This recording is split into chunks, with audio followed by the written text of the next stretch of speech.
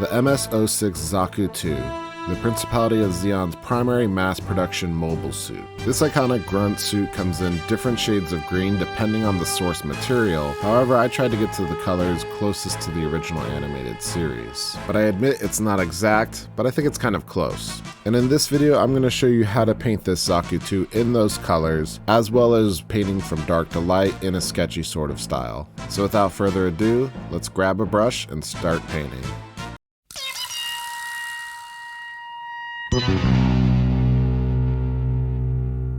I prime my miniature in Chaos Black, which the black color is required for the way I'm going to be painting this miniature, which is dark to light. If I primed white or gray, I would just have to waste time darkening the whole model down. And so for this miniature, we're just going to be layering up our highlights to get to our desired color. And so to begin this, I'm going to be using an extremely dark green that's almost kind of black, which is 2 thin coats Hydra Green. I'm going to be applying it everywhere on the model. It's really going to set the tone for our brighter greens as we get to those. I'm pretty much slathering it on, but it is thinned a bit, so I'm not going to create any texture by being heavy-handed. Make sure whenever you're applying paint, you're not heavy-handed. The paint is thinned so you don't get some weird textures that don't belong.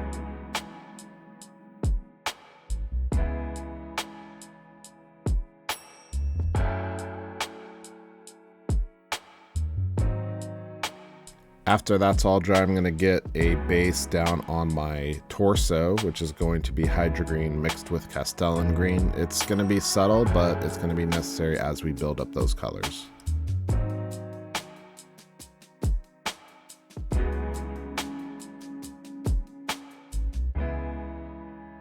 Then I'm going to skip over to my limbs and the head, which is going to be that much brighter, sort of pale, kind of lime green. And for that, we're going to be starting with a mixture of Hydra Green and Citadel Auric Flesh. As I apply this, I'm going to be leaving areas of the Hydra Green to show. That will create some nice contrast later on. And you can go in fuller layers to get a more clean look, but I want it to look a little bit more sketchy.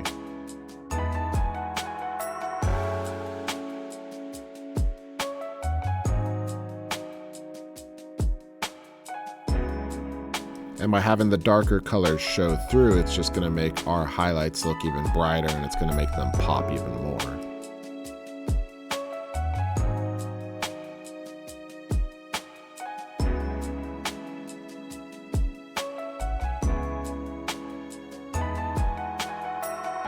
We move on to pure auric flesh, and as we develop this color, we want to make sure we're taking into account the shape of the figure. So these forearm parts are cylindrical, so I'm highlighting them as you would a cylinder. I guide my brush along the edges of the cylinder, and then in the middle point where the light hits, I add a line downwards to get that desired highlight. And you just want to slowly work your values in there, highlight where you feel like you need to. Don't highlight everywhere, leave shadows, make contrast, make it interesting.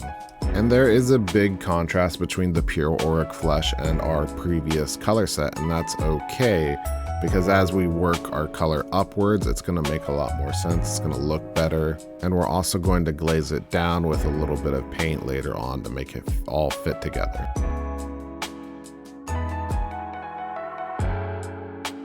Additionally, as I highlight, I like to add stippling marks, little scratches, little dots. That makes the blends more interesting.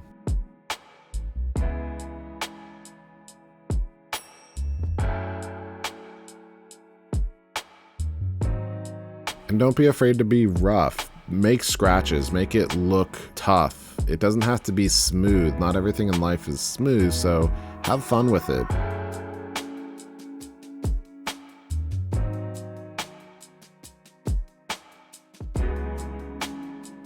Now the pure auric flesh is done, and you can already see that it's looking pretty darn good.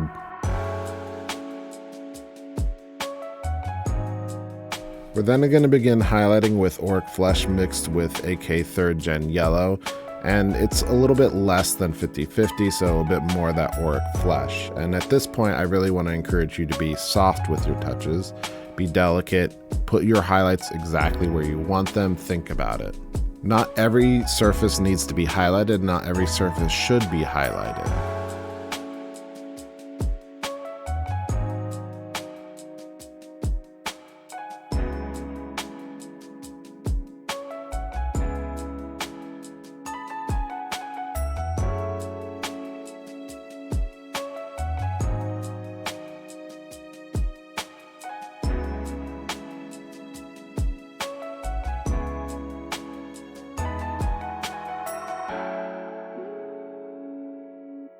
So you really need to think about your light source as you highlight. As you can see on these tubes on the head, I'm highlighting more on the left side of the head and less on the right side of the head.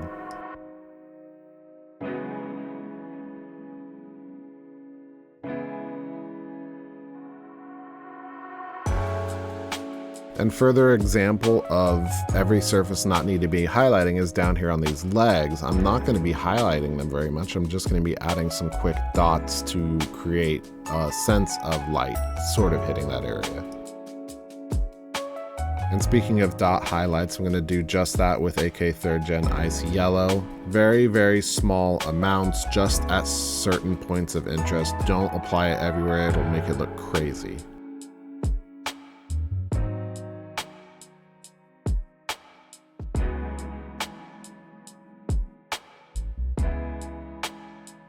And you may have noticed some of those highlights are really strong, but that's okay. We're going to glaze down some auric flesh, do a thumb check, make sure that it's thin. For glazes, your paint has to be so thin that it's honestly mostly water.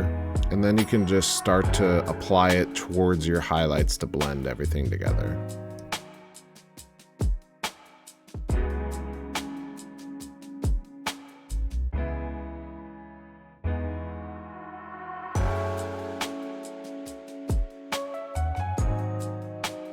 Let's return to our body, and to do that we're going to mix Castellan green with our auric flesh. And because our earlier mixture was so dark, you can be fairly generous with this. Since we did all of the coloring for our limbs, it kind of helps set the stage for how bright our chest can be. And then to highlight that, we're just going to add some ice yellow into the mixture, and once again, be clean, be concise, be sparing.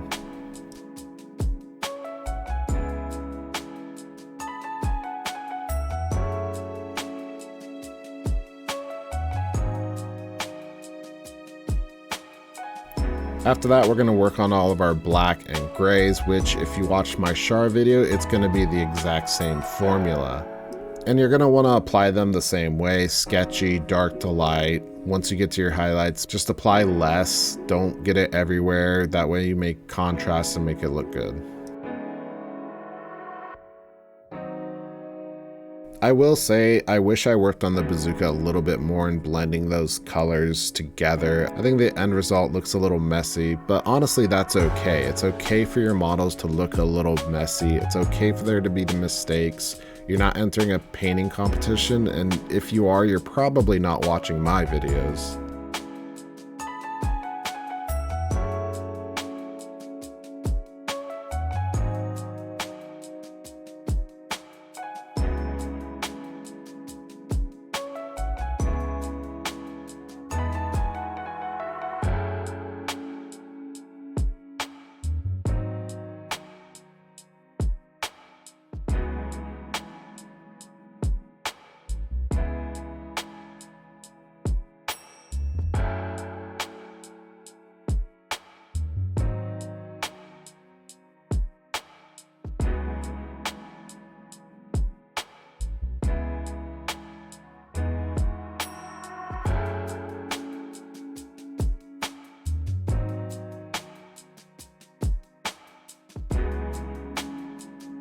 I painted the eye lens off camera. Honestly, it's a little tricky to get in there, so I had to concentrate a little bit. And then we move on to the lens of the bazooka, and to do that I'm going to do a simple gem pattern with reds, starting with Mephiston Red. And as you paint these colors in, you want to start going downwards into the shadow with the color and leaving the area where the light hits completely black. We then do the same with Evil Sun's Scarlet, and we want to make sure that we leave some of that Mephiston Red showing. Then we mix that Evil Sun Scarlet with our Pastel Peach and apply it only in the very corner of that downside.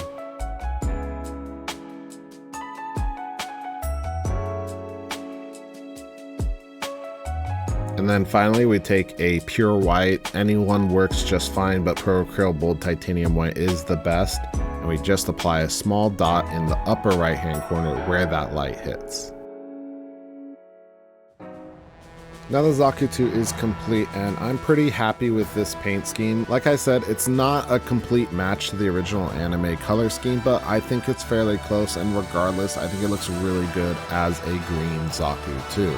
I know that this method of painting is pretty weird for a lot of people. It's very sketchy, it leaves a lot of shadows, but I think that the contrast available here makes it really interesting and cool, and it's one of the ways that I really like to paint. A lot of people like that more heavy metal style where it's very solid, very saturated colors with some very bright highlights, and that makes them pop on the tabletop, but I think this also does the same while keeping it a little bit more artsy. So if you liked it, make sure you leave a comment below. I really appreciate all that engagement that I got on that Char's Zaku video, and I hope you're coming back for more. There's going to be more Gundam Assemble in the future, including the Oz Ground Leo, which will be a complete beginner's guide. I'll keep it simple, I'll go over everything, it'll be great, so catch that if you're brand new to miniature painting. Once again, I appreciate all of you who are watching. Like, subscribe, leave a comment, share it with your friends, and I'll catch you in the next one.